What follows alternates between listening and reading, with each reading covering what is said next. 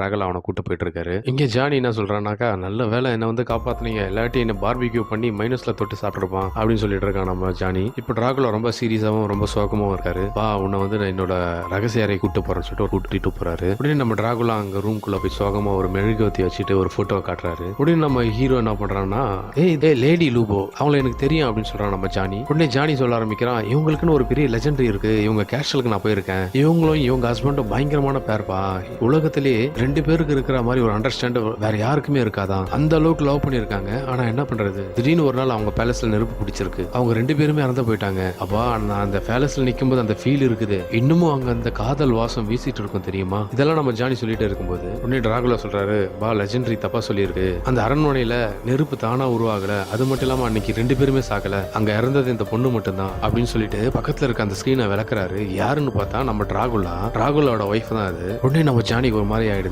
உடனே என்னாச்சுங்க அப்படின்னு கேட்கிறான். உடனே டிராகுலா அவரோட கதையை சொல்றாரு. நானும் என் மனைவியும் சந்தோஷமா வாழ்ந்துட்டு இருந்தோம்ப்பா, எங்களுக்கு அழகான குழந்தை மேவிஸ் பிறந்தா, நாங்க என்ன பண்ணோம், நாங்க எதுவுமே பண்ணல, டிராகுலா பிறந்தது எங்களோட தப்பா, நாங்க வாட்டு நாங்க சந்தோஷமா வாழ்ந்துட்டு இருந்தோம். இந்த ஊர் மக்கள் எல்லாருமே வந்து பயங்கரமா மிரட்டினாங்க, அன்னைக்கு ராத்திரி வேற பயங்கரமா பயந்து போயிருந்தா என்னோட மனைவி. அப்ப நான் அவகிட்ட சொல்லிட்டு நீ குழந்தைய வச்சுட்டு பத்திரமா இரு, நான் போய் பேசிட்டு வரேன் அப்படின்னு சொல்லிட்டு வந்து பேசிட்டு இருந்தேன். பேசிட்டு இருக்கும்போது அவளை கொண்டுட்டாங்கடா. அது மட்டும் இல்லாம அங்கேயே அவளையும் எரிச்சிட்டாங்க. அன்னைக்கு ராத்திரி தப்பிச்சது நானும் மேவிஸ் மட்டும் தான். அப்புறமா தான் நான் முடிவு பண்ணேன், இந்த மனுஷங்களே வேணாம், என்னோட பொண்ணை நான் பாதுகாக்கணும், எந்த ஆபத்து வரக்கூடாதுன்னு தான் அவளை பொத்தி வளர்த்துட்டு இருக்கேன். ஆனா இப்போ நீ வந்திருக்க, மேவிஸ் உன்னை லவ் பண்றாடா அப்படின்னு உடனே நம்ம ஆளுக்கு ஒரு பக்கம் பயங்கர சந்தோஷம். அப்படியா, ஆமா சார், எனக்கெல்லாம் எங்க சார் அப்படின்ற மாதிரி சொல்றான். இல்லடா நீ நல்ல பையன் தான், ஆனா எல்லாரும் உன்ன மாதிரி இருக்க மாட்டாங்க இல்லையா. உடனே ஜானி சொல்றான், ராகுலா இப்ப பாருங்க, இது 24th century, இப்ப எல்லாரும் உங்களை வரவேற்பாங்க, இப்ப யாரும் உங்களை எதிர்க்க மாட்டாங்க அப்படின்னு சொல்றான். இதே மாதிரி இந்த படத்தோட ஃபுல் ஸ்டோரியை பாக்குறதுக்கு நம்மளோட சேனலை சப்ஸ்கிரைப் பண்ணுங்க. டிஸ்கிரிப்ஷன்ல அந்த படத்தோட லிங்க் கொடுத்துருக்கேன், அதை கிளிக் பண்ணி இந்த படத்தோட ஃபுல் ஸ்டோரியை பாருங்க.